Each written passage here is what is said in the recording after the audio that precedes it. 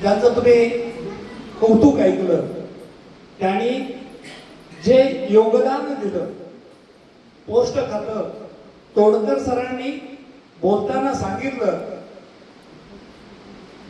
की गावामधील 50 रुपये असेल, 100 रुपये असेल, 200 रुपयाचे बचत करताना आपणाला 100-200 शहरी भागातल्या लोकांना काही वाटत नाही, पण महिलांच्या माध्यमातून घरातून 100-200 रुपयाची बचत केली जाते, त्यावेळेला त्याचं मूल्य वाढलेलं जातं.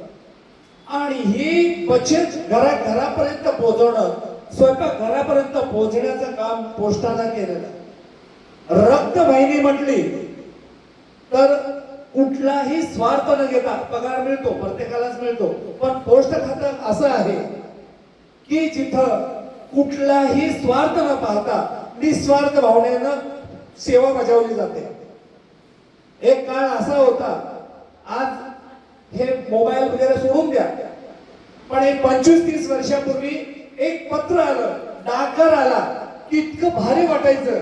मग त्या आनंदाच्या गोष्टी असायच्या, सुखदुःखाच्या गोष्टी असायच्या. एखाद्याचा मुलगा जर मिलिटरी मध्ये असेल आणि त्याचं पत्र आल्यानंतर त्या घरामध्ये जे काही एक स्वर्ग सुख असायचं, हे पोस्ट खात्यानंच दिलेलं आहे. तर असं हे व्यक्तिमत्व आज त्यांच्याकडे पाहिलं की ते 65 वर्षाचं वाटतच नाहीये. त्यांच्यातला जोश, त्यांच्या चेहऱ्यावरचं तेज पाहिल्यानंतर रामकृष्ण हरी जे काय बोलले ना, कीर्तन, अध्यात्म, ज्या घरामध्ये अध्यात्म आहे, आमचे वडील सुद्धा वारकरी संप्रदायात होते. त्यांनी जाताना 3च गोष्टी सांगितल्या होत्या, घरात एकमत, गावात पद आणि शेतात खत.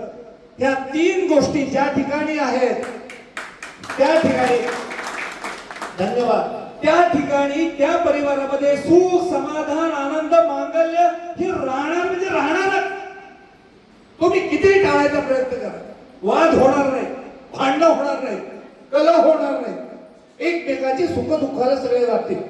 आणि याच हे मूर्तिमंत स्वरूप होतं तुमच्या समोर बसलंय, साक्षात विठ्ठल आणि रुक्मिणीच्या स्वरूपात. तर याने जिची सेवा केली, आज तोडकर सरांनी त्यांच्या मनोगतामध्ये बोलताना सांगितलं की डिजिटल दुनिया जशी जशी बदलत गेली, तसं ज्यांची पूर्वीची शिक्षण झालेलं होतं, पूर्वीचं मोडी झालेलं होतं किंवा पूर्वीचं जे शिक्षण झालं होतं, त्यांना आता नवीन बदल स्वीकारताना खूप अवघड होत आहे. बऱ्याच जणांना अँड्रॉइड मोबाईल वापरणं सुद्धा अवघड जात आहे. आणि आज अशा या दुनियेमध्ये काकांनी डिजिटल दुनिया स्वीकारली. आज गोंड साहेबांनी बोलताना सांगितलं की त्याने मोबाईल तर वापरला, परंतु त्या दोन्ही पोस्ट खात्यामध्ये मशिनरीचा वापर सुद्धा त्याने केला. ही खरोखर आजच्या सर्वांना प्रेरणा देणारी आणि कौतुकाची गोष्ट.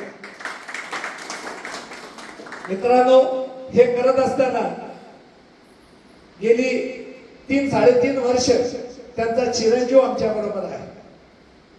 जसं याने एक समाजसेवेचं व्रत घेतलेलं आहे, तसं या आमच्या अवधूत चव्हाणांनी पण एक समाजसेवेचं व्रत घेतलेलं आहे. आज त्यांनी गेल्या 2-2.5 वर्षामध्ये जवळपास 5,000 लोकांच्या पर्यंत एक निरोगी तुम्ही राहू शकाल असा मंत्र घराघरापर्यंत पोहोचवलेला. जसं आधुनिकता स्वीकारली पाहिजे, तशाच पद्धतीनं एक आधुनिकता तुम्हाला दिलेली आहे. आज प्रत्येक जण टेन्शन मध्ये आलेला आहे, प्रत्येकाला वाटतंय मी तरुण आहे. आज सरांनी सांगितलं, गौंड सर म्हणाले हे 65 वर्षापर्यंत असे राहिले, आम्ही किती वर्षापर्यंत राहू याची खात्री नाही. अगदी परिस्थिती तशी आहे. मला सांगा, एक काळ होता 50, 60, 65 वर्ष झालं तरी माणूस ठणठणीत राहायचा.